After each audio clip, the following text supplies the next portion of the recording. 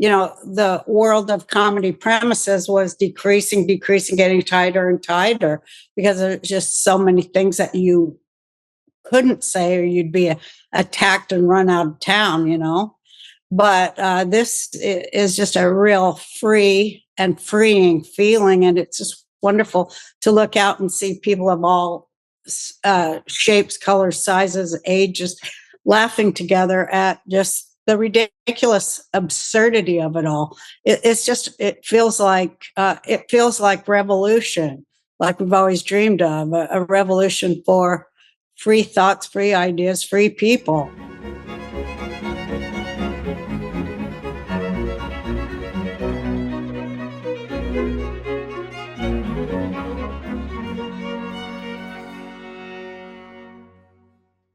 Hello, everybody. I got the opportunity today to talk to Roseanne Barr. We talked about her recent work with the Daily Wire Plus crew on Mr. Birchum. She plays a high school principal near retirement in that show. And then we talked a fair bit about comedy as such and exactly what a comedian does, what it's like to hit the mark so precisely that you can tell the truth in a manner that also opens people up and brings that unconscious joy that's associated with spontaneous laughter, trying to nail down exactly what that means. It's part of this broader phenomenon that we see where so many people that are making their mark on pop culture are comedians, former and present. Rogan, of course, springs to mind. Russell Brand, many, many people. Dave Rubin, Steven Crowder, Theo Vaughn. There's so many comedians that have made a name for themselves as interviewers. We talked about that a fair bit. Her experience with cancel culture and class discrimination or difficulty in making class adjustment, let's say, in Hollywood. Her more recent experiences on the comedy scene in Austin, which is a real up-and-coming comedy renaissance city, in no small part as a consequence of Joe Rogan's enterprises there. So join us for what proved to be a very interesting and enlightening conversation. Let's start by talking about Mr. Birchum. You're working with the Daily Wire Plus crew. Yeah. And so how's that going? Oh, it's just been a blast. It's just been so fun. I like their process. I like the people. I love Adam Carolla and the other comics. It's just been so fun to be part of something that is so on the line and purposely offensive. It's just great to offend, and I think for an audience that likes that sort of thing, it's great, accepting, and for people who really want to think and rearrange furniture in their mind, it's fun to be a part of that. The problem with rearranging furniture in your mind is the snakes and the spiders tend to crawl out from underneath. Isn't that true? It's definitely the case. So tell everybody about Mr. Birchum, because there'll be lots of people watching and listening who don't know about it. It's a 30-year dream of Adam Carolla to portray this character. I guess it's based on a real-life teacher of his, a shop teacher, and who was, as I understand it, I hope I'm not misspeaking it for Adam, but he was very influential to Adam, and he had a different approach to teaching. It was unconventional, and some people would probably right now people would be up in arms about the way he taught, but he not only taught but reached people and challenged them to do their best. So that's kind of what is so great about the cartoon, because it shows a teacher that cares in an unconventional way and actually moves students to think and do their best work. And and he's up against, like you and I and people who are thinkers, up against this huge force of, collective. Evil? Yeah, evil. The collective, the collective. That's what I just call it now.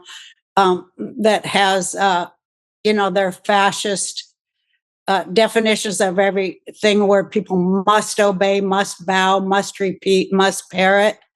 And so in all of that, there's this one gifted teacher who wants to do it his way.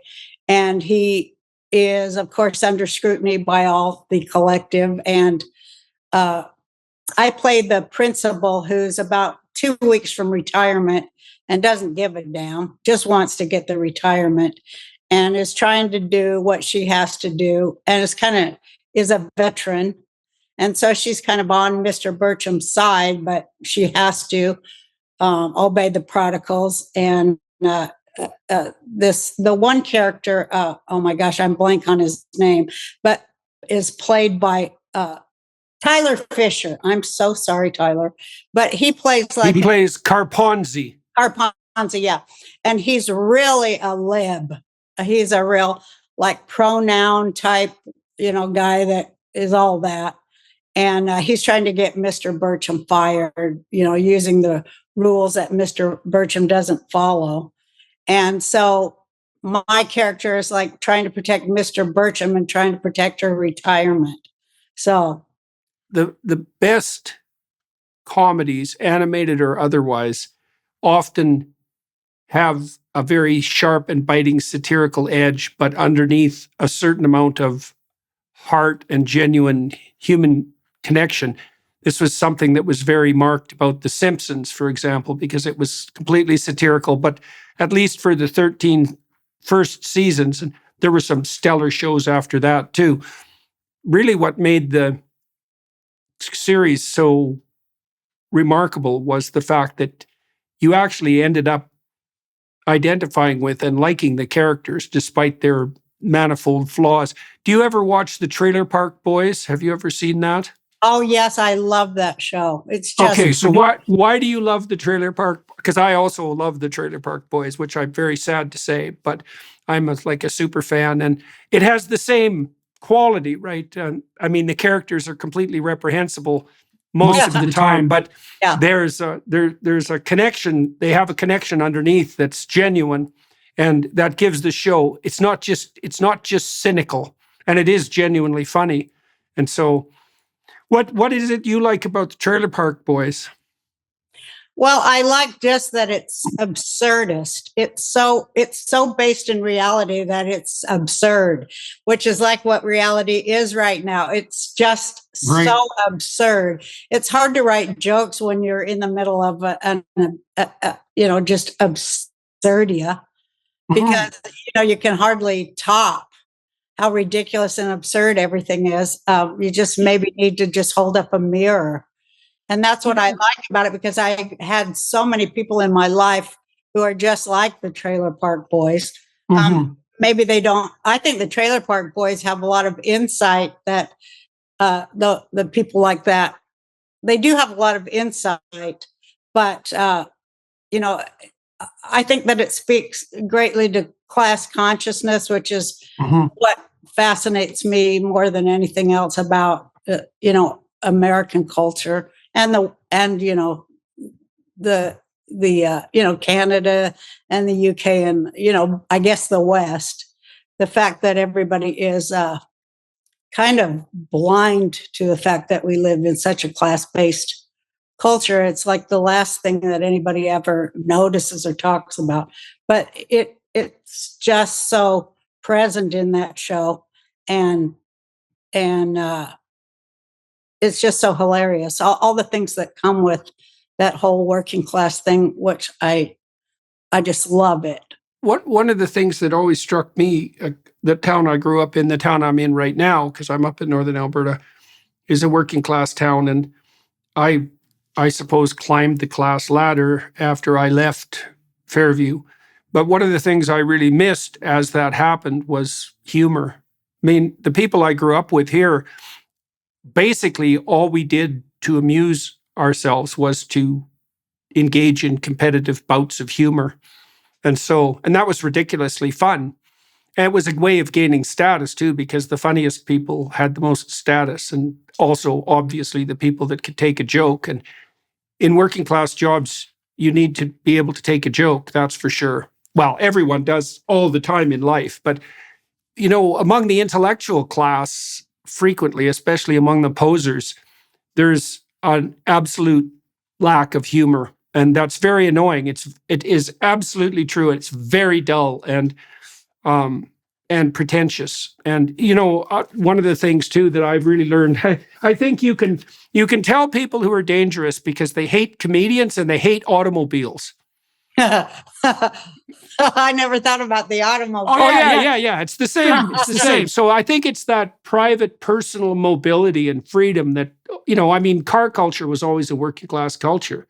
And the thing about a car is you can go anywhere you want, whenever you want, with no restrictions or very limited restrictions, and no one can tell you otherwise. Plus, it's super private, or it was until you had OnStar and all these bloody things that monitor you 100% of the time while you're driving now. But like, cars to me really signify freedom. And well, comedy is the same way because you get to say whatever you want as long as it's funny. I had a good friend of mine once up in Northern Alberta. His rule was you could say anything you wanted as long as it was funny or true. And funny and true, man, that really tops the charts if you can pull that off.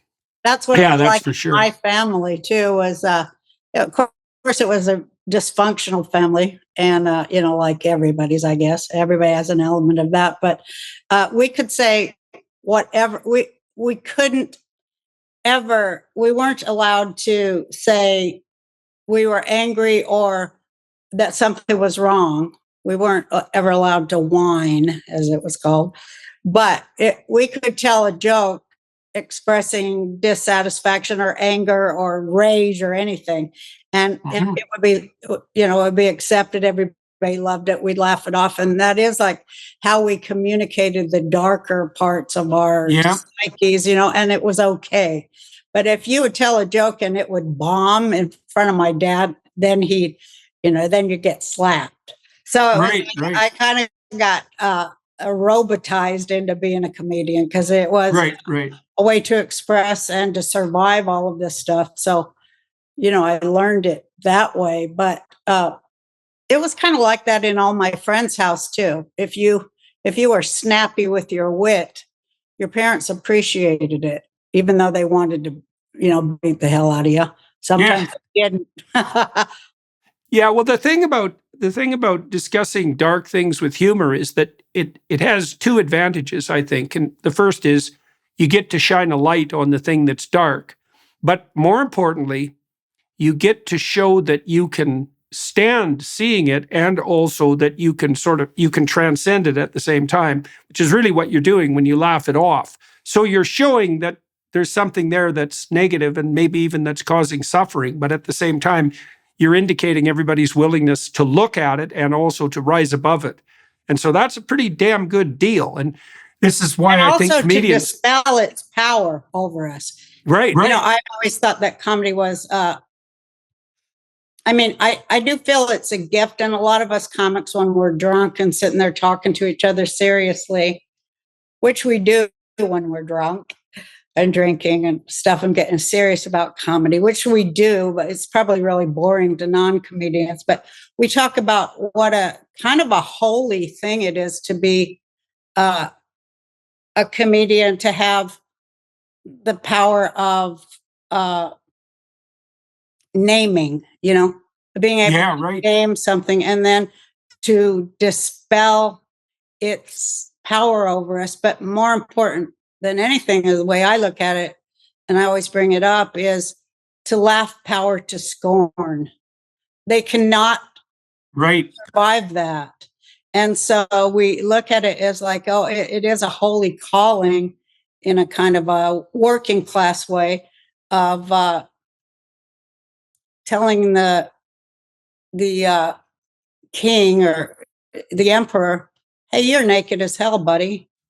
Yeah, well, there's two things there you point out that I think are really interesting. I had never thought about that relationship between comedy and the power to name. So that's what God grants Adam in the story of Adam and Eve, right? He's supposed to, God brings everything in front of Adam to see what he'll name them. And it's interesting because naming something actually has that real tight alliance with wit. It's really hard to coin a word or a phrase, right? You have to hit the target dead center before you can come up with a new phrase that will spread. That happens very rarely.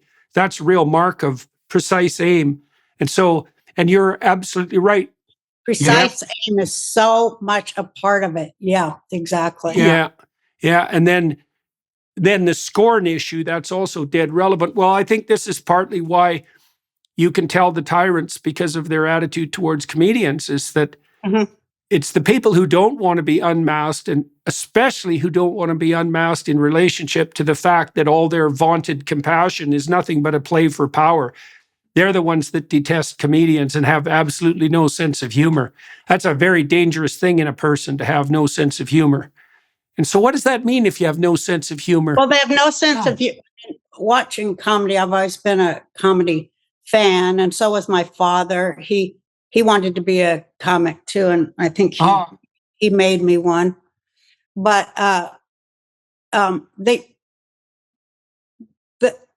the content of the humor they like, because everybody laughs at something eventually, but the content and politics of the humor they like is something that I've studied as a comic for a long time. And it is kind of by class, the way I look at it. It's very much by class, and it's also by sex. And, it's also by, a few other factors, but in my mind, but these people, they will laugh, but we always say they laugh downward. They laugh at. Yeah. They laugh at their, quote, lesser, like they're less I always call it academia. They're less academic, the riffraff or whatever. But and sometimes they'll laugh upward, and sometimes they'll laugh laterally, but it's very subdued. But the thing they will never do is laugh at themselves. Right. And they really despise anything that puts them as the joke. I got fired because I made fun of the Obama administration and their policies in the Middle East, even though they tried to say it was about something else. But that is what my tweet was about that got me fired, and my work of a lifetime stolen, everything they did to me, and also misrepresenting what I meant and not allowing me the chance to explain or anything, just deadheading me. But he and those leftists around him, leftists don't have a sense of humor at all. But they definitely don't want to be made fun of at all. And they resent it. They get so angry because, the one thing I always say about fascists, two things they despise: dialogue and humor. Conversation and actual dialogue about an idea. They despise that, and any kind of humor that includes any discussion of class or that kind of thing, And well, maybe it's harder on the Democrats to have working class humorists go after them, because in principle they're supposed to be advocates for the working class. And so if it's working class humor, which does tend, in my experience, to be very self-denigrating, right? And I do think that's a real mark of character. It's one of the things I really like about British humor, and I think Canadian humor's got that edge too, is that the Brits are very, very good at laughing at themselves. The Monty Python troupe was unbelievably good at that, because their humor was all unbelievably good. And it made the comedy in some ways timeless too, because it wasn't focused exactly on the political, or actually very rarely on the political. And so it's very strange to see that some of the jokes from the 1970s, many of the skits that the Monty Python troupe pulled off in the 1970s are still funny as hell. And still, I talked to John Cleese at one point, and he told me they were planning to do a Broadway revitalization of the life of Brian, and they wanted to cut out you remember there's one section with the little cabal of left-wing radicals that the movie centers around. One of them, I can't remember the comedian, is decides that he's a woman about halfway through the movie, and which Oh, is wow. yeah, it's very. Oh yeah, it's very funny. It's ridiculously Yes. funny. Yeah. And so they obviously, in some spectacular way, foreshadowed all this trans nonsense that's been coming down the pipeline. But they were very resistant. The people who were going to produce it were very resistant to continuing to include that in the Broadway revival. I don't know if that ever did get sorted out, because Cleese was not happy about it. But that's also a testament to their satirical brilliance to have managed something, it's 40 years ago now, that still hits the target, viciously enough to be of concern to the woke dimwits today. I mean, and it's so interesting because in the movie, In the Life of Brian, the desire of this character to be a woman is actually treated with a fair bit of, is it dignity? Well, it is. It's satirical dignity. So there's nothing about it that would offend anyone who had the least iota of sense. Quite the contrary. It's very, very hilarious. But it is a good example of that inability to laugh. I haven't seen it in so long. It's definite. I watched it recently again. I think after I talked to Cleese, I was curious about it, maybe before, because I wanted to, pop it back up in my mind. But it's aged very well. I would say it's probably more relevant today than it was when they released it. That's fantastic. Yeah. Well, because it's such a comedy does that. Yeah. Well, it zeroes in so tightly on radical leftist nonsense. And, that was a problem in the 70s, but it was nowhere near as much of a problem in the 70s as it is now. So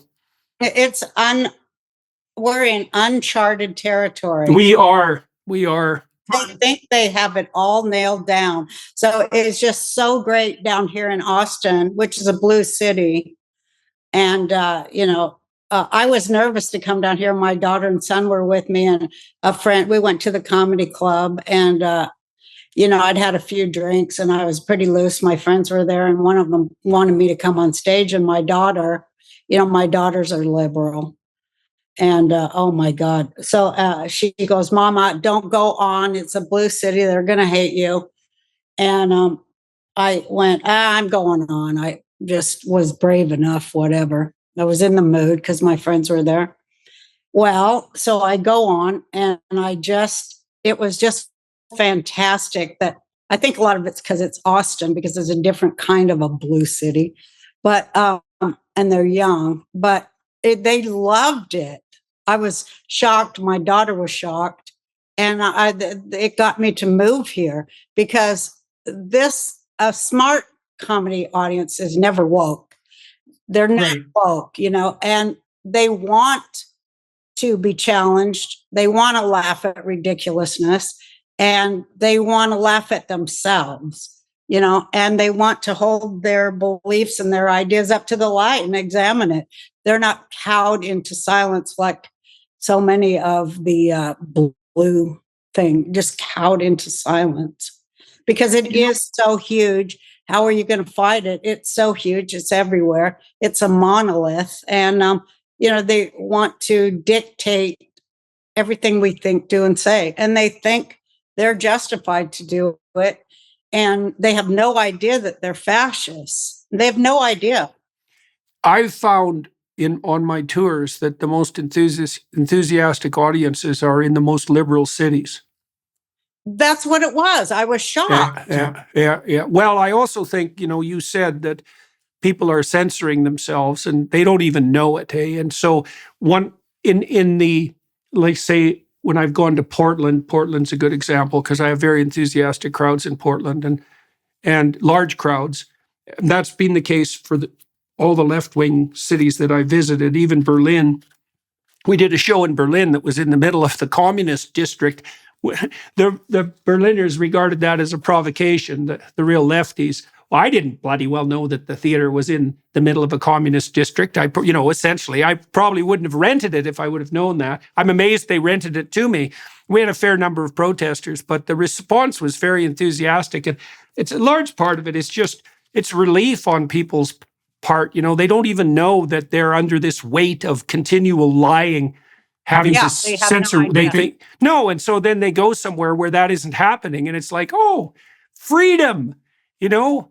And so that's a relief. And that puts everybody in, well, the sort of mood that you're in when you're around people that you can actually talk to and think with. Well, it's great down here at Joe's Comedy Club because it's dedicated to freedom of speech and, for comics so that we can do our best work. Yeah.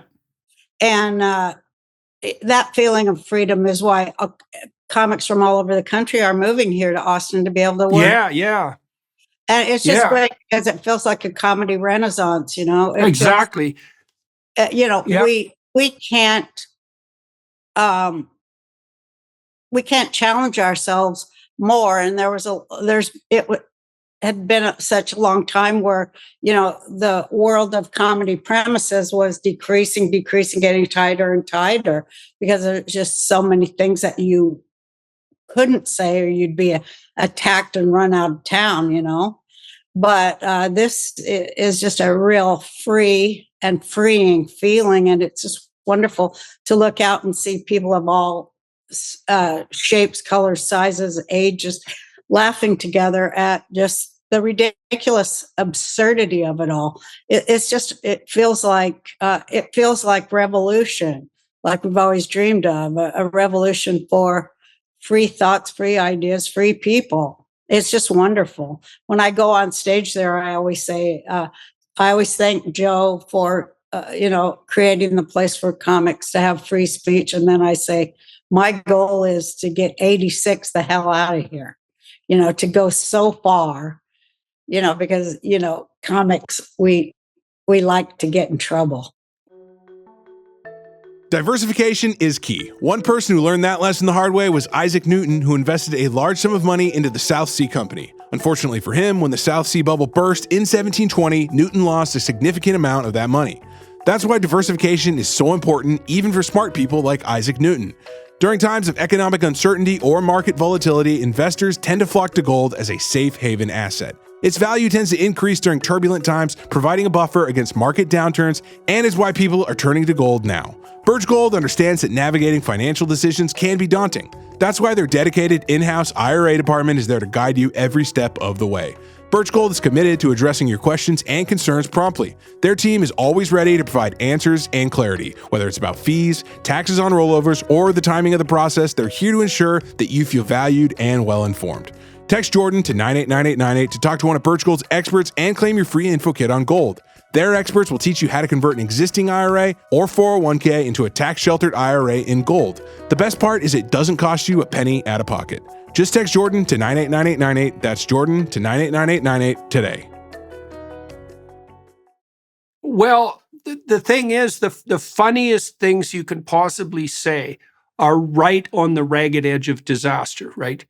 You want to push it right. Yeah, absolutely. You want to push it right to the point of no return.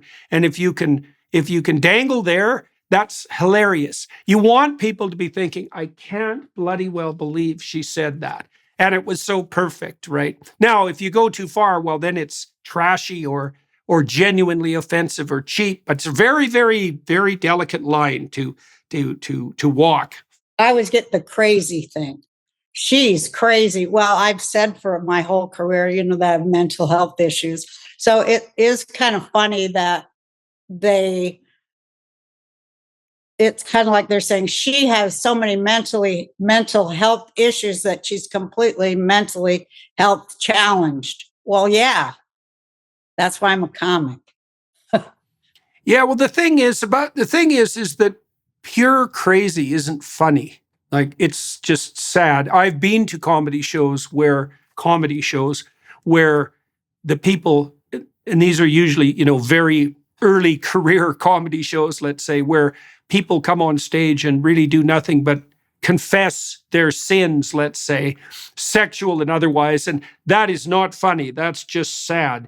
And so I don't think anything that's funny is ever reflective of mental illness. I don't think those two things go together at all. I mean, you can say crazy things. No, if it's funny, it's sane, and it doesn't really matter. And the thing about comedy too that's so interesting is that it operates at this profoundly unconscious level. You know, one of the things I noticed about having little kids is that even before they could speak, they had really good senses of humor that was associated with play. And so comedy, humor is so deep that it's there before words. So that's really something. And then everyone laughs in an audience before they think, right? If you have to, so that's what makes comedy reflective of you. Well, you said it was holy in some sense, and it is, because you're talking directly to someone before their filters are up. And if you laugh, the laugh catches you. It's not something you do, it's something that happens to you. And so that can't, if it's faked or forced, you can tell, because the laughter isn't genuine. It's also not any fun. It's so interesting. It's such a mystery. I've never been able to figure out how it is that something as sophisticated as a sense of humor can develop, say, before even language. And it's definitely something that bonds people together, right? Because one of the ways that you bond with your little kids is with jokes and games, and even peekaboo is a joke. It's right. I'm gone. I'm here. Babies will laugh like mad about that. They laugh with repetition that's disrupted in a surprising way. It's very, very interesting. And well, one of the great joys, I have 10 grandkids, so one of the great joys is, trying to see how young you can get them to laugh. I mean, I just love to see where they find the funny. I love to watch where is someone finding the funny. And yeah, no kidding. It seems like universal that you find it in the reflexive body issues like farting and stuff like that, or belching. Kids love that. I'm a huge star to my grandkids in the comedy department for all that kind of thing. But and well, it was something I really enjoyed about having little kids, because I kept that sort of tradition that I grew up in of competitive comedy alive in the house. And so I was always, it was so fun. And my kids both have great senses of humor. Like, I don't think my daughter, Michaela, I don't think she ever says anything that isn't a joke. And wow. So, and that's where she's most comfortable. I mean, it took my wife quite a while to realize this. She probably only said this to me about 10 years ago. She came up to me and she said, I think everything Michaela says is a joke. And I thought, yeah, that's exactly right. I'm glad that you got that. And so, and because there's always an edge to it, and it's a challenge too, in some ways, when you speak and play like that, because the challenge is to see if the people that you're interacting with can tolerate that and can understand it and can appreciate it. It's a lovely thing to be able to speak about serious things with that comedic edge. I mean, that's a real art, man, to transmute suffering into joy. That's for sure. I said that last night. It's so funny. They wanted me to come down because they were having an open mic night, and they had a young woman, and it has a disease. I can't remember the name, but she's in a wheelchair doing comedy. It's like a MS kind of a disease. Yeah. And she's a beautiful girl, young student. And she did just a great set. She did just a few minutes, but I'm kind of like the comedy grandma, and they all roast the people, but I don't want to do that, because I said, I'm too famous and rich and good looking to do that, so I have to do the grandma thing. Plus, I love to mentor the young ones. And so I said to her, you are so lovely, and people really love you. They love your comedy because you have the essence of comedy in you to be able. We all see that you have reached down into that pool of pain that you obviously have lived through in your life, and brought out beauty and joy. And that is so uplifting for people. And that's the essence of comedy. And you are going to be a huge star. Yeah. Well, one of the things I noticed, like, my daughter was extremely ill when she was a kid. She had terrible juvenile arthritis, and she had her hip replaced when she was 16 and her ankle replaced when she was 17. It was really bad. She was in like excruciating pain for about 15 years, which is really quite a long time. And she has talked about that publicly. And I've been at some of the events, they haven't been taped, some of the events where she spoke about what happened to her. And she's able to make her stories of that period of time often screamingly funny. And that's actually a real indication of recovery, right? It isn't that you can just talk about it without emotion. It's that you can, what would you can say? You see, is it the absurdity? I guess it's the absurdity. It's something like that. But that's a real art form, to be able to take those excruciating moments and to make them into something that's shareable and that enables everybody to rise above the pain at the same time. And, like I said, I'm trying to think of the word that, it used to be medieval, where they would talk about transforming tin into alchemy. Yes, that's what it is. Yeah, it's right. Absolutely. Alchemy. Yeah, and yeah. Watch, you were talking about laughter before, and for comics, we love to get people to where they can't stop laughing. They want to not laugh. And the other thing is, when you were in school and you weren't supposed to laugh, but something made you laugh, that's the best thing to watch from the stage when you see people going through that. And then you just push on until people, we always say, like when the head goes back and there's an intake of breath, that's when you're killing, because you actually are killing them in a way, but it's a good kind of kill.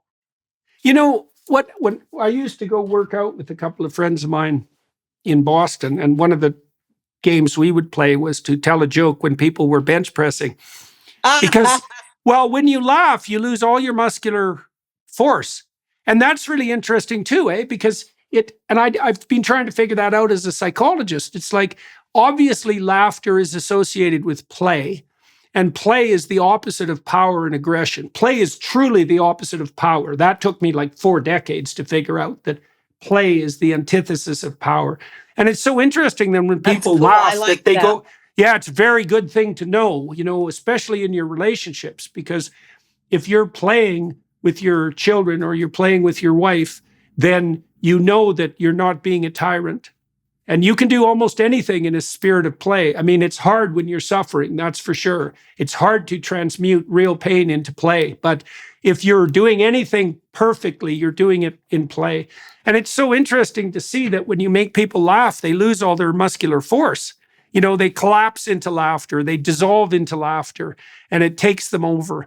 And so they do that. They do that. Sometimes if we're getting real spiritual with it and we say it's that universal ha, it's the expression of, the ha, because when you're a meditator, it's the inhale and the exhale. So it's like the exhale and the letting go of, secrets almost. Yeah, right. Stuff you laugh at, Ghosts and devils. Right. It's really powerful. And, it's interesting to have people do that communally too, because what that means, this is something that's profound too. And it is really something that Joe Rogan is managing to foster this again in Austin, because it also takes a lot of trust to laugh jointly at a joke, right? Because especially if the joke is off key or pushing the limits, the fact that you'll laugh with others means that a situation of trust has been established in the room, right? And I've spent some time thinking about trust. Like, I actually think that the only true natural resource is trust. That if people trust each other, they can make the desert bloom, that's right. Yeah, it's definitely the case. And comedy is a endeavor that's predicated on a tremendous amount of trust, right? Because the audience has to trust the comedian, and the comedian has to trust the audience. I mean, one of the things I've learned to do, you tell me about this for you. Before I go out on stage, I always remind myself that the people that are in the audience, and this might be easier for me, I think it's more true for my audience for a variety of reasons, they're on my side. And as long as I'm grateful that they're there and I'm communicating honestly, everybody is aiming at the same thing. Now, I know in a comedy, situation, it's more complex because there's going to be cynics in the audience, more. But like, what's your attitude to your audience? Do you think, like, how do you conceive of your audience, and how did you learn that? Well, I've been a comic for almost 40 years. So you learn it by trial and error and by going in front of different kinds of audiences and trying the same thing to see how it will work in front of this specific group until it works everywhere. So, it's trial and error. But it's Right. so many other things, like, that you could tell a joke, and if you don't do the right rhythm of the joke or have the right inflection, it won't work. So Right. it's like so many things that are combined in it. But I think that what I've learned is when the audience knows or trusts that you are having fun and that you're enjoying it, and that you have gratitude that they've come there to see you and they love you, and then you can't help but love them back. I mean, already you love them because they're your fans and they keep you alive, and there is a tethering between me and my fans. And I suppose every other comic might have that same view. I don't know, but it's a tethering to reality and to the best in humankind. They want, how Virginia Woolf said that the job of the writer is to put the severed parts together, right? I think she wrote that in 3 Guineas, but one of my favorite books. But anyway, I always think of comedy like that because we're putting the severed parts together that other people may not see. And that's mostly what we do. Things that seem disparate ideas, but then when you really look at them under a microscope, they're very connected, and people are like, "Oh yeah." So, Right. That's an insight. Yeah. That drawing of connection. Yeah. And once you do that, and they appreciate that it's well thought. Yeah, definitely. Thought out, and then they're kind of like, well, I thought that way too. There's that too. Right. Yeah. I think that way too, but I couldn't say it in that way, or it didn't occur to me in that way. But you gave words to something that was like vague and spinning around in my head. You gave me the building blocks for that. So, it's thank just you. a lot of love. It's just really a lot of love. And, it's just such a great positive energy thing to be able to affect that and to watch it. People don't often, don't hear them talk a lot about being on stage. I mean, we talk about some stuff like, doing a great set or killing or, having a good one or bombing or whatever, but don't talk about that relationship that you're building, this beautiful relationship. It is so spiritual to watch people get it. To be the person in the arena. That's fun. Yeah. That's so fun. Well, so my tour manager was a stand-up comedian for a long time, John O'Connell, and he toured with stand-up comedians professionally as well as a manager. And there's a lot of similarity between what I do and what stand-up comedians do. And one of the similarities that I've really started to understand is I've talked to a variety of comedians. Jimmy Carr really helped me think this through because he's thought a lot about what he does and is able to articulate it well. Carr said that, and I know many comedians do this, and maybe you do this when you're preparing a set, is that, he'll go, when he's preparing new material, he goes to smaller clubs and tries out his new material, and some of the jokes land and others don't. And he just collects the jokes that land. And I thought that was so interesting because stand-up comedy looks like it's a monologue, but it's got that dialogical element in the initial practice, because like he helped me understand that you could be a comedian by telling a lot of jokes and seeing which ones people laughed at and then just collecting those. And you don't need much of a hit rate, right? If you need to generate 90 minutes worth of material and you have 5 hours of jokes, you can just get rid of the 80% that aren't any good. The audience will tell you what's funny. And one of the things I love about the lectures that I do, which are spontaneous, so I'm always watching people, in the audience. I'm always talking to someone, and I want to see them. I want to see their eyes light up. I want to see them be struck by something, right? I want to give words to something they already know but can't say. And people have told me that a lot, that they like my lectures because I say things they know to be true but haven't been able to articulate. And certainly comedians do that. Well, they do that all the time. And it is great because often, if I can make a point that has that characteristic but is also funny, I mean, that's a blast if you can manage to pull that off. It's a real blast too. And when you're writing your set, because I do 90 minutes, but you do it in groups, you do your jokes in groups to build on an idea that culminates, it's like little groups are probably 5 to 7 minutes. And you start at one premise with a joke, and then the next joke is that kind of built on that previous premise, and it goes a little bit deeper, and then the next goes deeper. And then by the fifth part of the bit, you've blown up the whole premise and showed that it was bullshit all along. That's what I like to do. And it's like turn everything on its head from its head.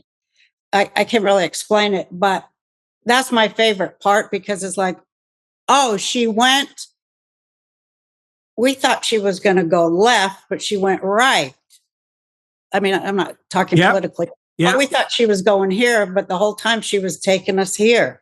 I love that misdirection stuff, because that gets the biggest laughs, because they thought they were getting set up for something completely different. I like to remove their expectations where they go, oh yeah, I've heard this before, just come in and go. And I think, by virtue of the fact that I've always been one of few women in comedy, that's been a plus for me. You mentioned earlier that you have thought through comedy from the perspective, I think you said age and sex. What else?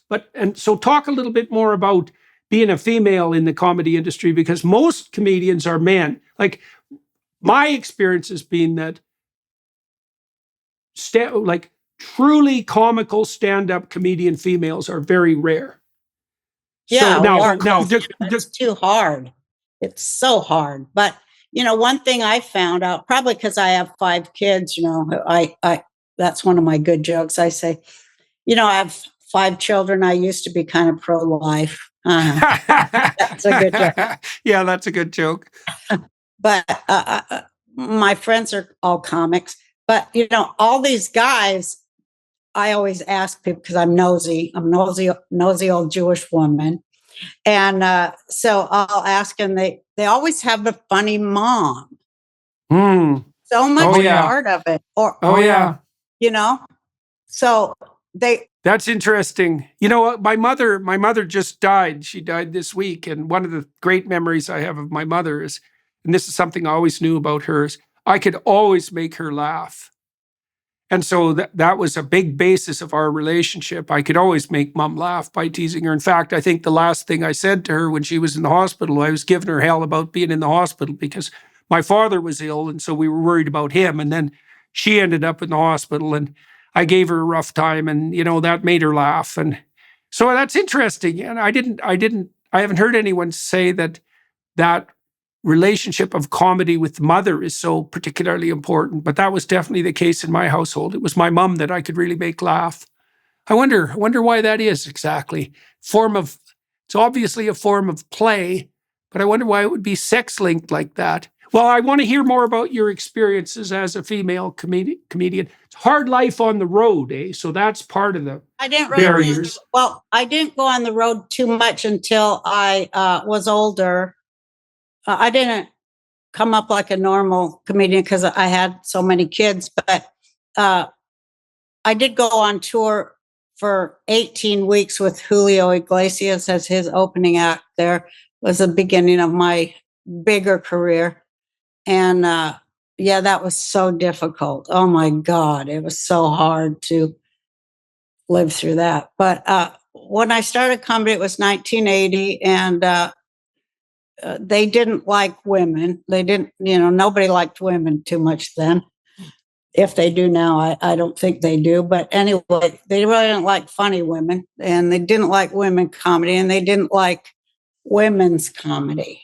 They didn't like women's anything to do with it because it was so all about men.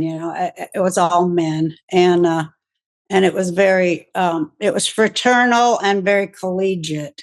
And I was not any of those things, but they didn't like me, and that was like the first time I got deplatformed or whatever we're calling it, censored. They didn't like me, and so they refused to let me work there at the comedy club in Denver.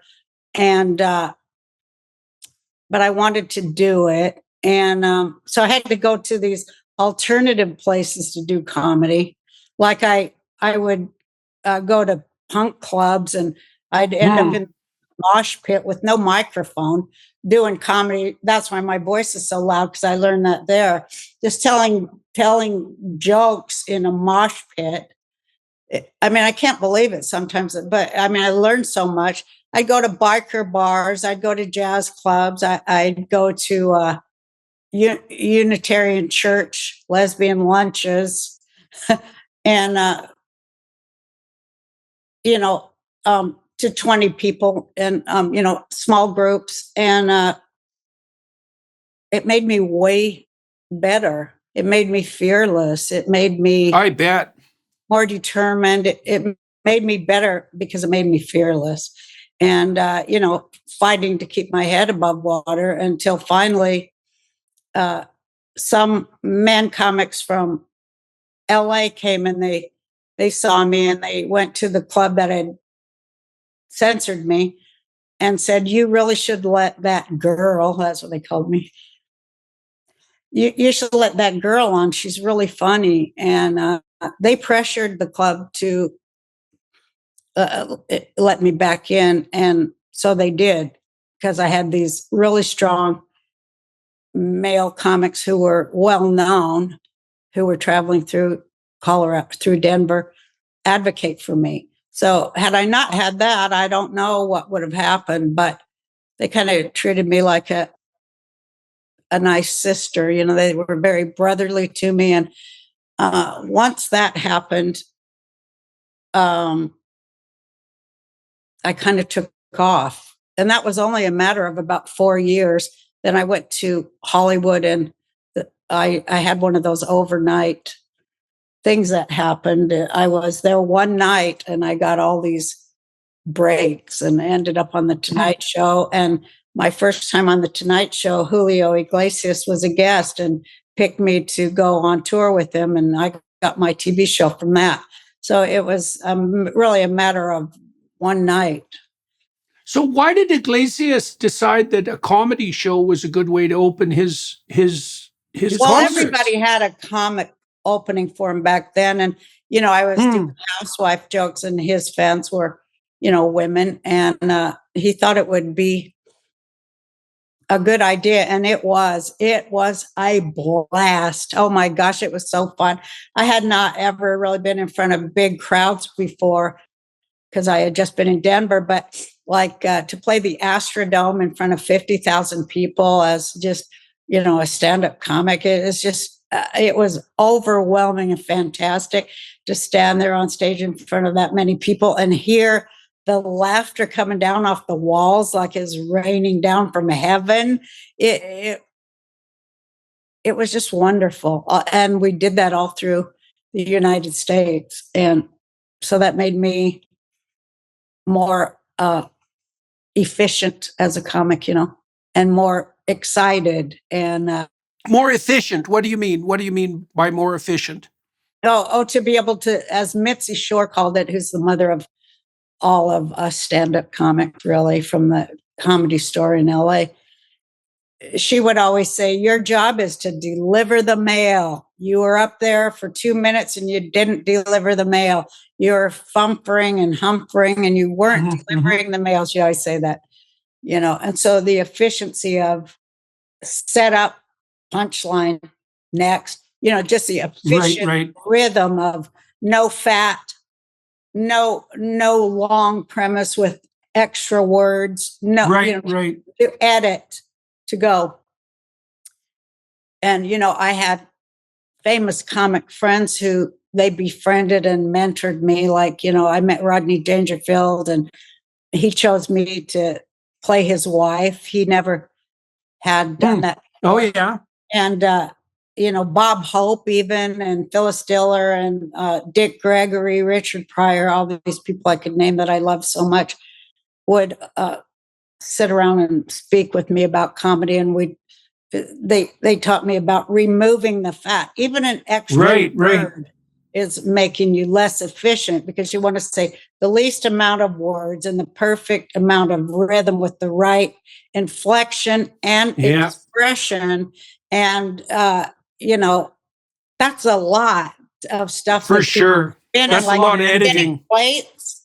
It's like that guy plate spinning in the air. And then boom, you got to come in at the right time. Because they might be laughing really hard for a long time and that screws up your punchline. And so you kind of get mad, like, shut up, I'm trying to deliver the punchline and you're laughing.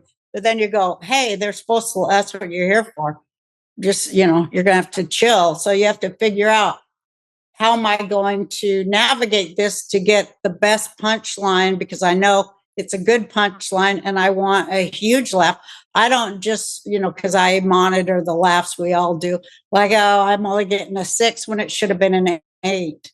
You're just, the thing about my boyfriend is a musician too. And we always talk about music and comedy is just a great way of being in the now. You're so in the now, you're not thinking about yesterday, tomorrow, nothing, even a minute ago. You just have to be in the now to deliver the mail, deliver the punch, deliver the art. Starting a business can be tough, but thanks to Shopify, running your online storefront is easier than ever. Shopify is the global commerce platform that helps you sell at every stage of your business. From the launch your online shop stage, all the way to the did we just hit 1 million orders stage. Shopify's there to help you grow. Our marketing team uses Shopify every day to sell our merchandise, and we love how easy it is to add more items, ship products, and track conversions. Shopify helps you turn browsers into buyers with the internet's best converting checkout, up to 36% better compared to other leading e-commerce platforms. No matter how big you want to grow, Shopify gives you everything you need to take control and take your business to the next level. Sign up for a $1 per month trial period at shopify.com/JBP. Go to shopify.com/JBP now to grow your business, no matter what stage you're in. That's shopify.com/JBP. Yeah, well, so you're touching there on a lot of motifs with regard to the sacredness, let's say, of comedy as well. It's like, well, you have to separate the wheat from the chaff, so you have to be efficient. I loved Mitch Hedberg for that reason, because he could just deliver, like, God, amazing ability to just deliver nonstop short jokes and often so perfect. And then you talked about plate spinning. One of the things I really find fun about lecturing, and I think this is one of the things that makes my lectures akin to a comedic act, is that I like to bring 5 or 6 stories that I haven't told together, and then to see if I can weave them so that right near the end of the lecture, they all come together and make the same point. And we call that callback. So that, when you build the story and then you get to where you're reminding them that you were talking about that before, and make the relationship come together. Those are the most fun when a callback will occur to you, and because you will get the biggest laugh and applause on callbacks. It's the most fun thing. That one, you just feel like it's a gift from God. And I that's do for sure. Like I do feel like so much of it is a God thing, because I always tell people when we're getting real spiritual with stuff, I'm like, well, God wrote me some great jokes today. Because, they do come in like that. I will, I'll be sitting there writing, and it's just crap, 3 pages of crap. And there's a certain feeling, physical feeling, like suspended animation is what it feels like. And the top of my head actually opens in some way, and God inserts an idea in there. And it's my best jokes. It doesn't feel like I'm doing it, because it just is a whole other thing. That's like when you're in the wave, you're in the channel, you're in the groove, Yeah. like a lot of musicians zone. will say. Yeah, when they're playing, jazz musicians, it's just the phrase comes in. But God put he'll just lay these jokes in there. And that's why I always say God's the funniest comic of all, because look what he does in the world. It's all hilarious. His sense of relationship and the way people live, that they don't see it, is the funniest thing in the world to me. How funny he is. Like, I'm trying to think of how to illustrate that. It'll come to me, but it's not right now. But I get my best jokes, it's like a download. Mm-hmm. Well, and it's interesting though, too, because you said that often happens when you've written, 3 pages of second-rate material. To get those moments, you have to put in that counterproductive work too. I mean, when I'm writing, like, I throw away 80%, 90% of what I write. And that's often painful because, well, when I was finishing up my last book, which was only a week ago, like, I was cutting half chapters that took me a whole month to write. It's like, but it doesn't matter, right? Because the fundamental issue is that you conserve that wheat and you get rid of the chaff. And the more that you get rid of that's second rate, the better you have, the better what's left over is. And, the other thing that's kind of sacred about the comedic act is that you said that you're in the moment, is that you really have to pay attention to the audience and not be afraid of them, because then you can feel where everyone is, like you're having a conversation with someone, because you are when you're on stage, even if it's a monologue. The audience has to be along for the ride, and that's where you can capitalize on timing. Is something I'm not great at. Like, I can't really tell jokes. I can be funny on stage, but it has to be spontaneous. I've never really learned the art of telling a joke that I already knew. It isn't a skill that I've managed to develop, but I can see the connection with the comedic world by watching comedians pay attention to the audience, and because timing is everything, right? You have to be dancing with the audience and they have to be in that zone. And lectures exactly the same way. You want to make sure that the words are landing exactly when they should, and that it's been hard for me also to learn, because I'm often lecturing about serious things and I'll throw in a joke. It's been hard for me to learn to take the time to let the audience have a bit of a breather around the joke, and not to rush ahead. Yeah. That's exactly right. Taking a drink of your Coke, we all have learned those little things to let them catch up to you, let them catch their breath, reset their brain, because especially if you've taken them into new territory, they need a little rest, and so do you. But it's just the greatest thing. It's I'm so thankful that I was given a gift there. And I do consider that I was given a wonderful gift that helped me. Yeah, well, the only thing I can really compare it to is a great musical performance. Yeah. Right. And that's got that same, what would you say, magic that pulls the crowd in. And that there's a tremendous amount of attention that goes along with that too. The great musicians. This is one of the things I love about listening to Billie Holiday, for example, because every single word she sings is attended to. Like, every word is a little work of art. She's got that intense attention. And I've been curious too about why so many people who are successful on YouTube were comedians. But I think it's because of their ability. Well, first of all, a sense of humor helps if you're an interviewer, say. But I suspect that what it really has to do with is the ability of comedians to pay attention. Yeah. Right? Because you're nowhere. If you can't be funny unless you're paying attention. You have to be, as you said, right in the moment. You have to see what's the right next thing to say to keep the conversation flowing, to throw in something from left field, but not too left field. So yeah, it's the plate spinning thing. Yeah, right. You have to be, when you get real meta with it, it's like, well, you're kind of in the past, the present, and the future all in the same now. Right. Because you have to think about, how am I going to follow this up? And especially in my shows, people, they like to heckle me in a friendly way or just start talking for some reason, because it is like a conversation. And, I love it too. And for some reason, that's when I really love it, because I love when my brain is working on 3 or 4 channels at once. All comics love that, because oh man, I was so sharp, and you're telling your friends I was on it. I did, when we're bragging to each other, or explaining to each other. But it's a heightened awareness thing.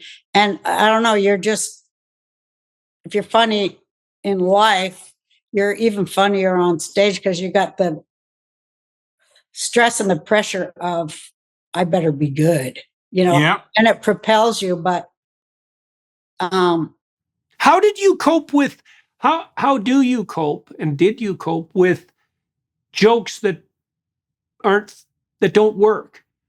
I mean, part of the reason I think I've had a hard time telling jokes on stage is because I get self-conscious. If halfway through the joke I get self-conscious, that's really the problem, And then, of course, it doesn't work because I screw up the timing. But there are a few things more awkward than making a joke that isn't funny. And you said you played in some pretty rough places, and obviously you exposed yourself to enough of that to. But I'm curious about why you were able to tolerate that to begin with, because it's actually pretty painful to tell a joke that doesn't work, especially if you know it's funny and you just screwed it up. So what do you think it was that impelled you to get through those bouts of self-consciousness that, paralyze most people to the point where they won't, people are terrified of public speaking, much less doing stand-up comedy. So how and why did you persevere through that? Yeah, I wonder that myself sometimes, but it was because it was I think it's because it was such a it was such a survival mechanism in my family and my childhood. Mm-hmm. And it was a self-defense mechanism for me to survive a lot of crazy and painful things. That it in a way, I'm friends with Mike Tyson, and it's a lot like boxing. We always compared when we talked about it. It's so much jousting. It's mental jousting to be on stage and to stay in control of one woman, with no props, with no orchestra. Yeah. With no video, just stay in control of a 5,000 seat room just with your voice, because it's a lot of mental jousting. And they're not going to defeat me, not after what I went through as a kid. I'm not going to let them defeat me, because I can't be defeated. Right. So that's an attitude of challenge rather than fear. Yeah. It's like, no, they're not, it's like I always feel somehow it's a God thing to me. And it's like, the devil ain't getting me. I'll take the devil down. That's why I'm on stage. And he isn't going to get me. And so that's what I do. And when I screw up, then I just, feel bad and embarrassed. But I go home and I I go, I'm going to make it better. I never feel defeated. I don't allow myself to feel defeated, because comedy is a living thing and you can always get better. Nobody can stop you from getting better. You can always. Right. And I'm not going to let them stop me. I'm going to just keep getting better no matter what they tried to do to stop me. They're not going to. Till I have my last breath, I'm going to be saying, fuck you, because that's how I feel, they're not going to stop me unless they gag me. I mean, there's things they can do to me, I guess. They've done enough, but, I respect and I respect and believe in and live for the truth, and comedy is truth. And, you're trying to tell the truth to people to make the world better. You're not trying to make light of people's suffering. You're trying to get at power and bring it down and make it human. So it feels like I guess I feel like a warrior, a word warrior. And, for me, it's also like for all the people who were told to shut up, they're there with me too.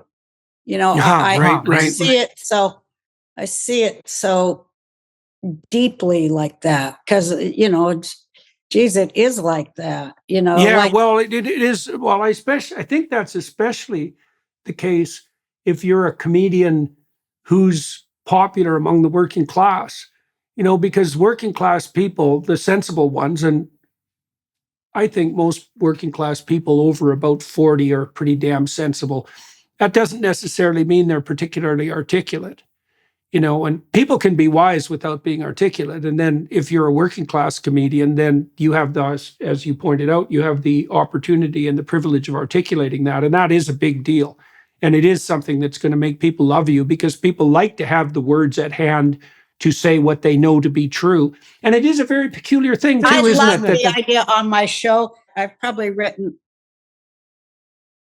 120,000 jokes. Wow. And part of the joy of it is when I was on my TV show was I would think, oh, here's something that some fat lady or some fat guy is going to say at the water fountain at work. Right. So it's like arming people who may have suffered or felt, marginalized. Here's a little bit of something for you, because when I'd watched comedians as a kid with my dad on Ed Sullivan and hear Richard Pryor people, man, I felt like I was being gifted, especially Pryor.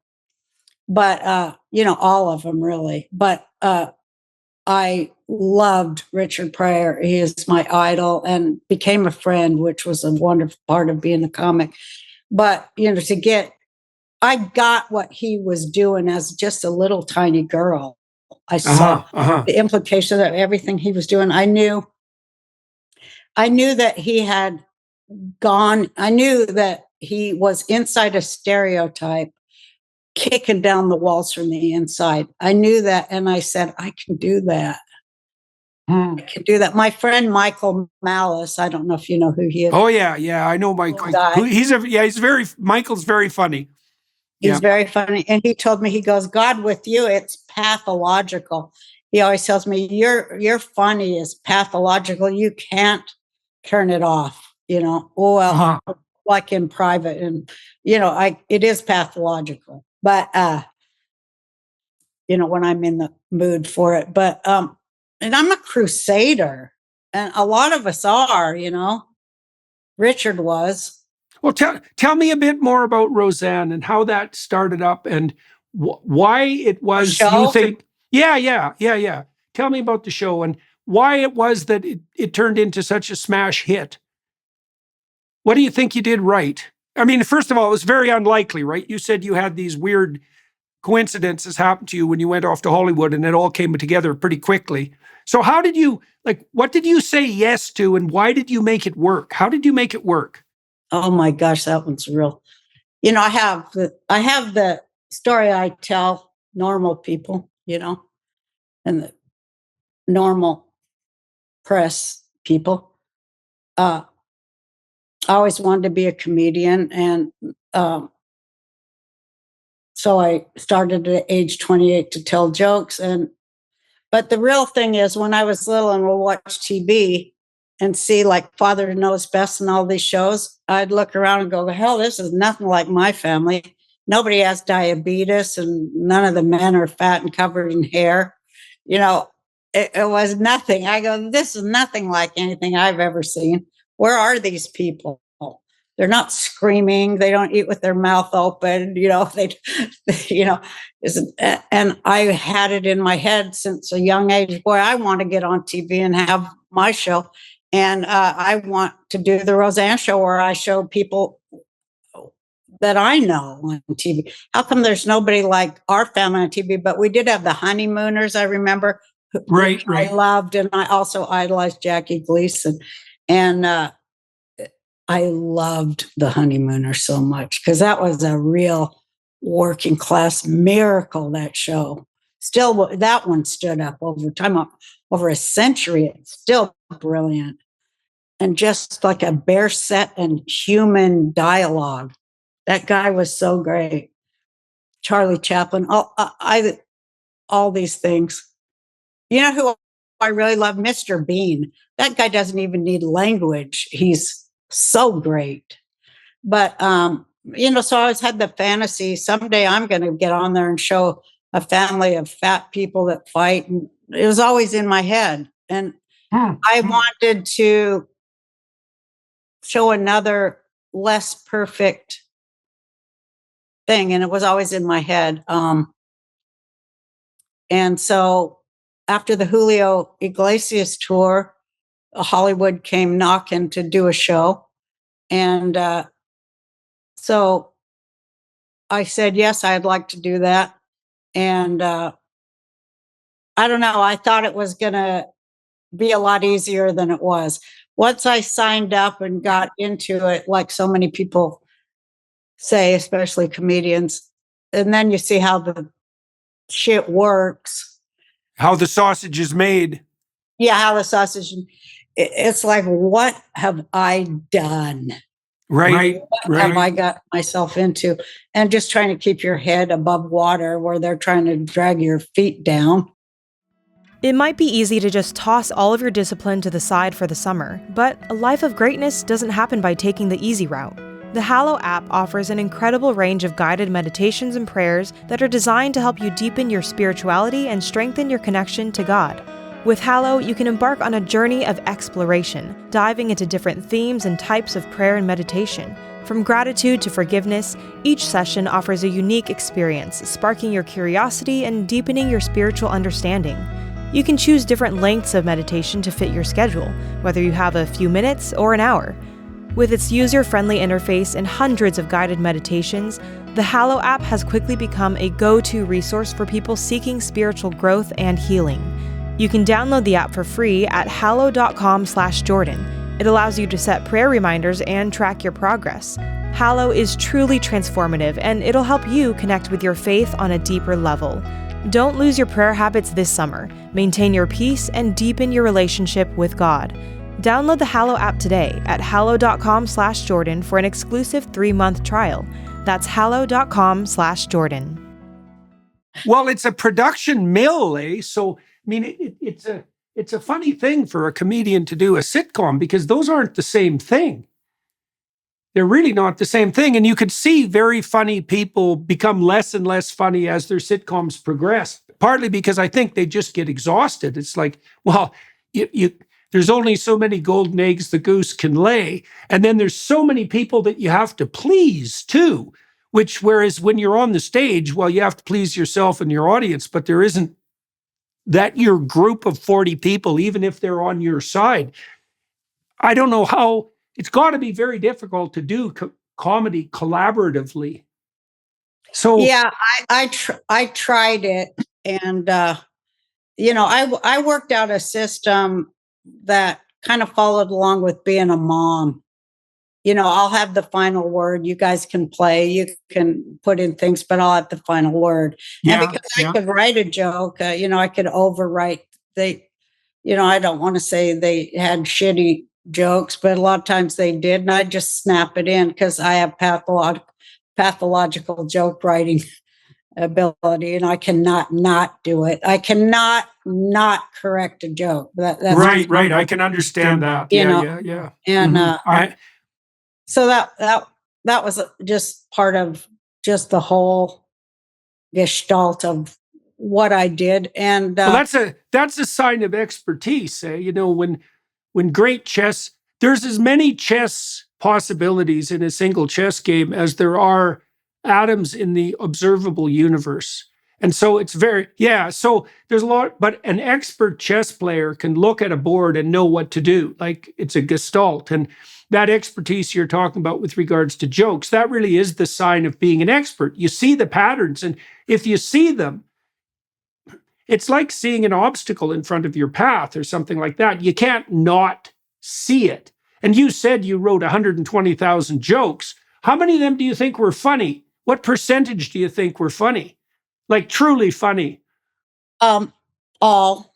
I'm talking about on my show and the jokes I've told over the years. Oh.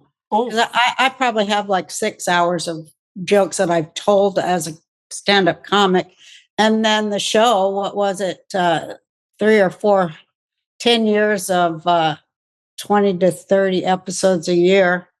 It's a lot of jokes. That's for sure. And they didn't get on the show unless they were funny, How many jokes do you think you wrote that didn't make the cut? Because I'm trying to get at how much work you had to do to get that expertise. Right. Like 10,000 that sucked. But I keep tinkering on them. And sometimes just putting the word "and" in there would make them work. Like I said, there's so many levels of it. Sometimes just moving words around or saying it with a different inflection would make it work. So it's just like a tinkering, a craft. It is a craft, to craft those ideas into a sellable joke that you can deliver. There's so much to it. I mean, I can't even, it'd probably be a real bore to sit and talk about that with people who weren't really. Well, it's interesting to try to figure out why really pointed communication works. I mean, there isn't any more pointed communication than jokes. Absolutely, man. You got to be right on the money. And so it's definitely worth some analysis, because it's hard to get it right, and it's so perfect when it is right. Just think, one of the things that we've been dancing around here is the notion that the truth stated most perfectly is comedic. And isn't that amazing that what you get with the right kind of truth at the right moment is like a burst of pleasure, a release of tension. That's so amazing. And you got to kind of wonder, as a consequence of that, just how far you could push that. We talked about the fact that if you do things right, there's an intense play in that. And I truly believe that if you were the master of the moment, you'd be playing all the time. That's a hell of a... Yeah, right. That's a good thing to aim for. My wife and I have been practicing that very hard. She had a bout of, both of us, we had bouts of near fatal illnesses a couple of years ago. We had a pretty good relationship before that, but it's better now because I think we both take less for granted. Maybe that's part of it. It put a new seriousness into our relationship, but we're trying to bring that spirit of play to every moment. And man, if you make that a game, an aim and a game, then, well, you get better at it. And there isn't anything that's more fun than that. Now I was just thinking when I ran for president in 2012 on the Peace and Freedom Party, which my idol Dick Gregory also ran on that party as a presidential candidate in the 60s. And they say had votes really been tabulated correctly, he might have actually won. But, considering the fact that he wasn't on every state ballot, but that always intrigued me. So I wanted to do the same. And because we agreed on so many things, it's deep political thought goes into comedy too. But when I ran my speech, I said, I'm the only serious comedian in the race. Yeah, right. Because these other guys are just jokers. but I'm a serious comedian. And so, I did it in a humorous way, but, I said, they just go for the laugh, because that's a lot of comics too, just going for a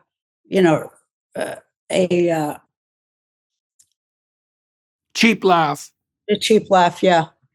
I guess the cheap laugh is one that's not connected to anything else, eh? Because you pointed out that in a good comedy set, you're weaving things together, and the more complex humor is going to have a story associated with it. There's going to be interweaving across the set. I mean, some comics do more of that than others, but Like there Dave is a Chappelle does that brilliantly. yeah, right. Yeah. He's a really good example of that. He's a real storyteller. Bill Cosby was really good at that too. I know it's illegal to say his name, but God, Yeah, he was funny. another idol. Well, I saw him in Edmonton in the mid 70s, I think, a long, long time ago. And, he came out on the stage with just a stool and a cigar.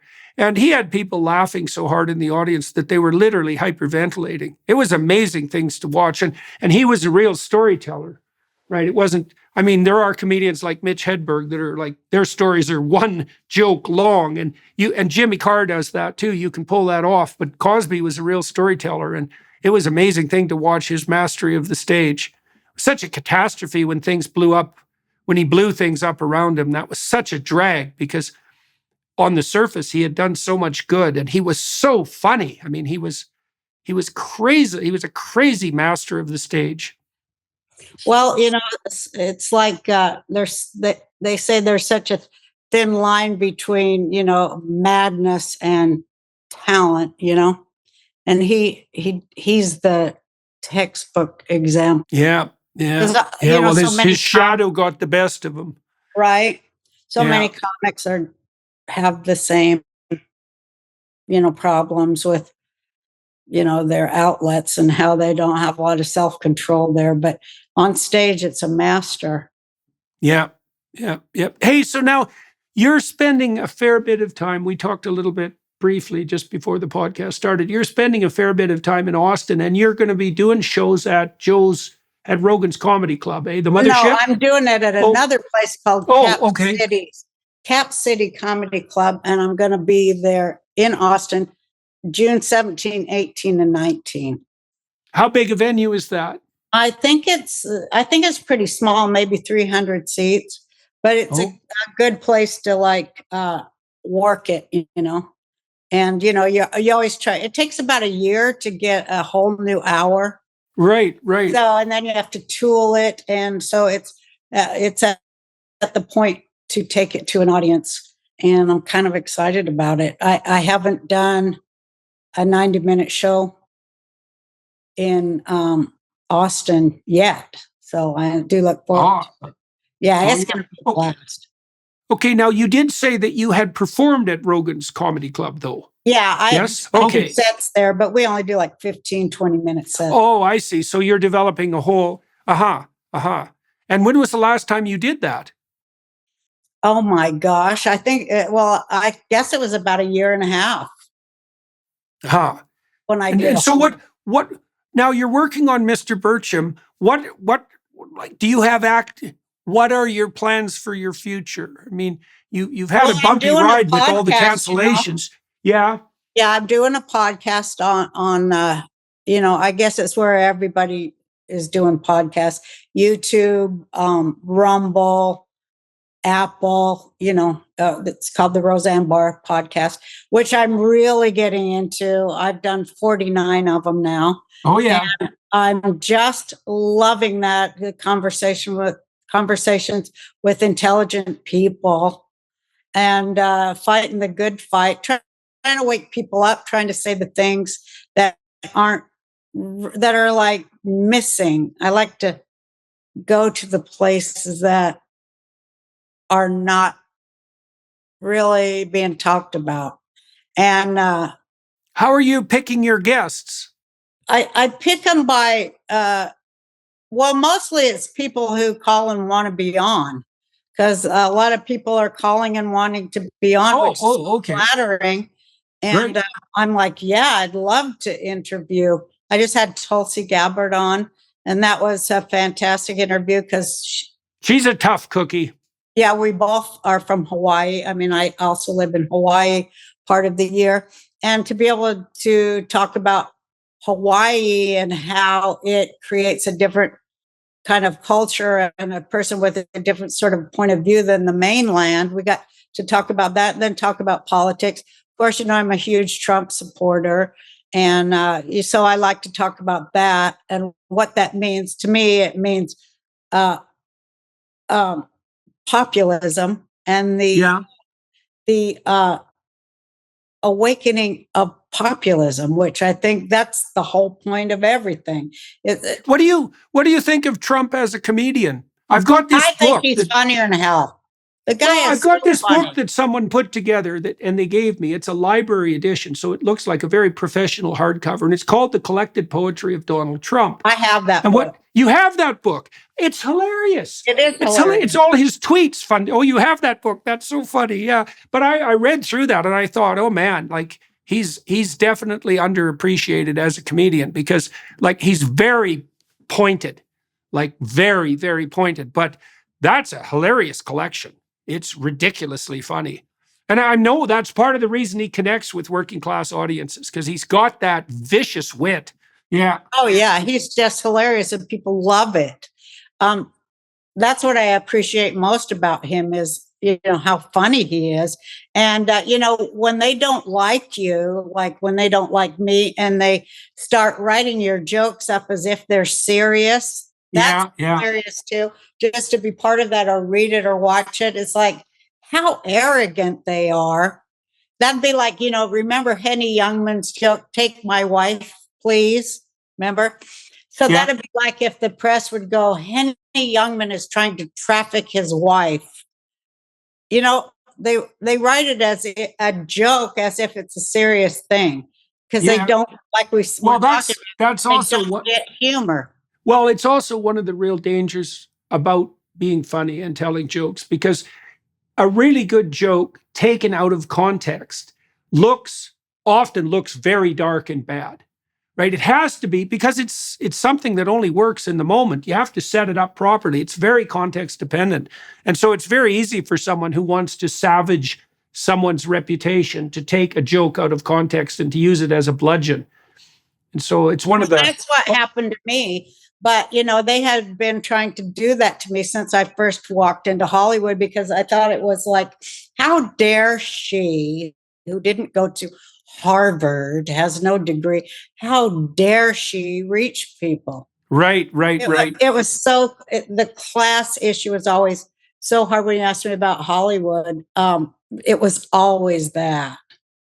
Right. Well, and, Trump has faced that too, eh? I mean, he's always been, my impression is that he's always been an outsider to the elites, and I also think that's part of the reason that he's attractive to working class people is, it's partly because they look at Trump, they look at an Ivy League educated, what do you call them, acadamented individual and think, well, that's outside of my realm of possibility, but what Trump represents is something that I could conceivably have. So there's an American dream variant there. And I think that's realistic. And I know Trump is also good when he's talking to military people, for example. And that's a hard thing. That's typically a very hard thing for politicians to pull off. I imagine he can probably do that because he's had a fair bit of experience with working class people on the construction side of his life, which is also a difficult thing to manage. He speaks from the hip and from the heart. Yeah. He doesn't filter it through, a bunch of horse lies like they do. They don't mean anything they say, and everyone knows it. And everyone got used to, politicians, we don't believe anything. We just, we think we vote for the lesser of two evils. The guy's 2% less evil than the other guy, so we'll vote for him. We know they're all lying. They're all full of it. But Trump was a shock to the system of that, because he's like, we can do better and we can use, everything at our disposal to make things better and make it better for our people. Nobody had ever heard anything like that since Kennedy. And it's a shock to that system of, that big boat they don't want rocked. And of course, I was so excited because I love rocking that boat, and it was very plain spoken. It wasn't in that academic, removed, insulated ivory tower voice that tells us what's good for us. It was like, you know what? You guys are our servants. Okay. Mm-hmm. Yeah. You are our public servants, and you're no good at the servant business. That's one of my bits where I go, you suck at the servant business and you ought to be fired. You're like this kind of servant that comes into work and steals our spoons. You ought to be in jail. And, it's just a turning. They call it the fourth turning. What I was going to say is the most exciting thing for me recently in the last, the last few years, maybe 20 off and on. But I also, I love to talk about the Bible, and I'm a Jew, so I sort of teach Sunday school in a way. But how funny the Bible is, if you look at it correctly and read it right, it's hilarious. Like I say, God's the funniest comic. It's just hilarious how God turns things out. But I like to talk about the humor in the Torah stories and make them funny because they are so funny and they are so. Give me an example. Well, my favorite example is when we left Egypt, and the people who left slavery, the Israelites there, the tribes, they've just been taken out and had the sea open for them. They had all these great miracles. They get to the other side dry and alive, and the first thing they do is start bitching about. Right, yeah, absolutely. Complaining and whining. Yeah, wishing the tyranny was back. At least in Egypt, we had fresh fish. That's hilarious. Yeah, that's for sure. That is hilarious. Hey, what's the matter? They didn't have graves in Egypt? You had to bring us out here in the desert to bury us? No concept of gratitude, nothing. It was all gone after these major miracles, because that's kind of the nature of people. If they can't have their complaints and their blaming, that's the nature of slavery, I mean. Yes, and that's right. To leave slavery, the vestige of it was still within the people's minds. That's why it took 40 years to right. That's exactly until they were free of that system.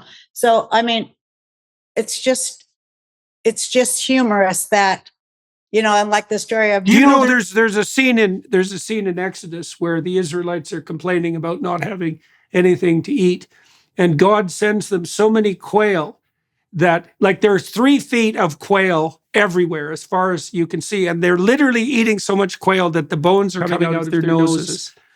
Right. And there's a scene too in the story of Adam and Eve, when after Adam and Eve fall and Adam is hiding behind a bush because he knows he's naked, God comes along and says, what the hell are you doing hiding from me? And Adam says, well, that woman you made me. And so it's so great because he blames the woman for his trouble and his nakedness and his cowardice, and he blames God at the same time, which is also a very nice little bit of comedic twist. And those are great comedic premises, that God gave us, because we're supposed to see ourselves in them and go, hey, maybe I can. Well, we're not supposed to say maybe, but we're supposed to recognize that we need to change that in ourselves. Yeah. So men should stop blaming women and God, you mean? Well, you should be accountable for what you yourself do. That's the hardest thing. It's the hardest thing for human beings to go, I have made a mistake that needs to be corrected. And the real hard thing for human beings I've found in my life is to say, I am sorry. Hardly anybody can say that. The left never says that when they're proven wrong over and over and over, and they ruin people with the jackboot on their face. I say the rainbow colored jackboots. Right, right. They never say, "Oh, we're sorry, we were wrong." They never do that. And well, you know from Exodus that it's in the nature of the tyrant to double down in the face of error. Right. It is. That's how you make sure the plagues get worse when you could have just learned the first time. Oh, that's a great one. Yeah. Yeah. Well, there's the other part of that too, you know, which also sheds a light on refusal to admit to error, you know, because the Egyptians or the Israelites, they escaped from the tyranny, but they're not in the promised land. They have to spend those years in the desert. And so lots of people will stay in the tyranny because they don't want to be in the desert, because it's tyranny, desert, promised land, not tyranny, promised land. So, you know, once you give up your idiocy, you're lost for a while. And that's painful. Yeah, it's painful. That is so right. It's the process of freeing your mind after you've freed your body. That's even harder. Yeah, right. Well, that's exactly what that story reflects. Yeah. All right, Roseanne, we should wrap this up. We've gone longer than we had planned, which is exactly fine as far as I'm concerned. For everybody, I very much enjoyed talking with you too. The next time I come to Austin, maybe we could meet. I would like that. Maybe we could go to one of the comedy clubs together. Interview you too. I'd love to take you down there. Yeah, that would be fun. So I'm going to come to Austin probably in July. I think I'm going to go see Joe in July. That's the tentative plan I'll be at the here, moment. so let's do it. Absolutely. This guy that plays Tyler Fisher, I was going to tell you, that plays Carponza, he does the best Jordan Peterson. I have your text, so I'm going to text it to you. He does you on the money. I'm going to send it to you. It's so brilliant.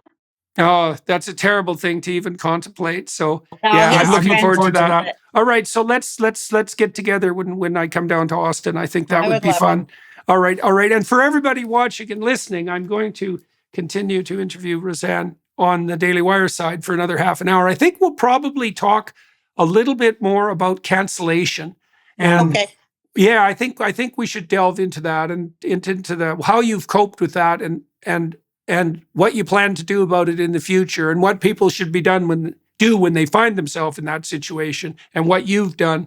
So that's what if you guys want to come over onto the Daily Wire side, everybody watching and listening, I think that's where we're going to go with that. And so thank you very much for talking with me today. It was a pleasure walking through your thoughts on comedy with you, for sure. And I'm looking forward to meeting in person. Me too. All right. And everybody watching and listening, thank you very much for that. And your attention's much appreciated. The film crew here up in Fairview, Alberta, thank you for making that possible. And we'll talk soon.